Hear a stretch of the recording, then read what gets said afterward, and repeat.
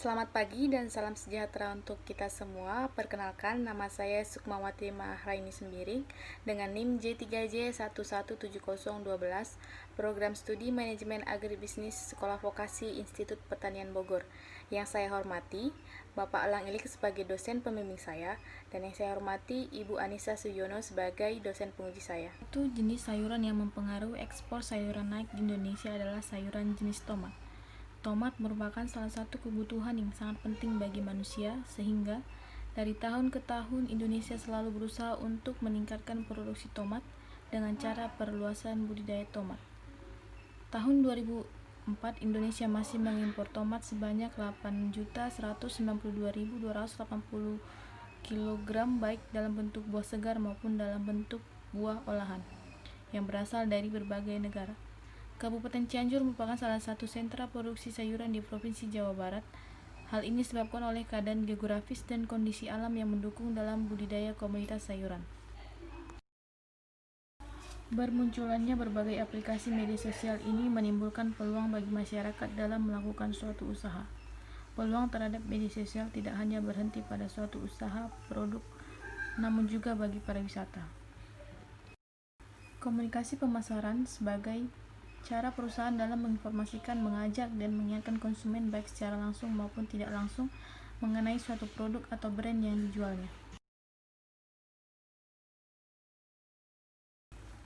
Kelompok Tani Cemerlang yang berlokasi di Kecamatan Pacet, Kabupaten Cianjur merupakan kelompok tani yang bergerak dalam budidaya sayuran. Salah satunya adalah tomat, dengan hasil produksi 5 hingga 6 ton per siklus. Kelompok Tani Cemerlang telah memiliki beberapa mitra tani dan tengkulak untuk menjual hasil budidayanya. Namun, mitra tani tersebut menginginkan tomat dengan jumlah sedikit, sehingga beberapa hasil panen tomat grade B dijual pada tengkulak dengan harga yang lebih murah. Dengan hasil tersebut, tomat grade B dapat menjadi peluang untuk memperluas pasar menggunakan media online Instagram pada kelompok Tani Cemerlang.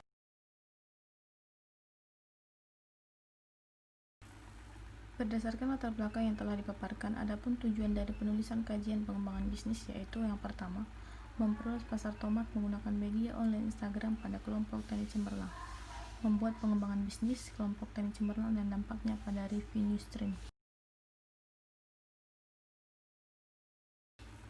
Hasil dari penyusunan laporan akhir kajian pengembangan bisnis ini diharapkan dapat memberikan manfaat, diantaranya 1. Model bisnis yang dihasilkan dapat dimanfaatkan oleh perusahaan dalam menjalankan strategi bisnis di masa mendatang.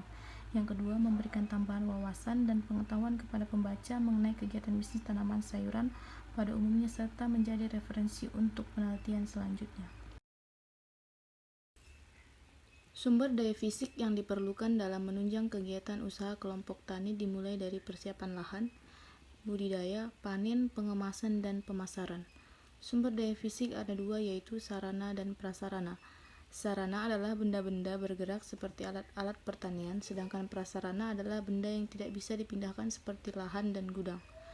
Sumber daya fisik yang dimiliki perusahaan digunakan untuk kelancaran operasional dalam kelompok tani. Alat transportasi yang dimiliki oleh kelompok tani ini adalah 1 unit mobil pick-up, 1 unit mobil box, 1 unit motor yang digunakan untuk mengangkut hasil pertanian dari kebun dan untuk memasarkan hasil pertanian. Bangunan yang dimiliki oleh kelompok tani ini adalah 2 unit gudang. 1 unit gudang dipakai untuk menyimpan alat pertanian dan kontainer.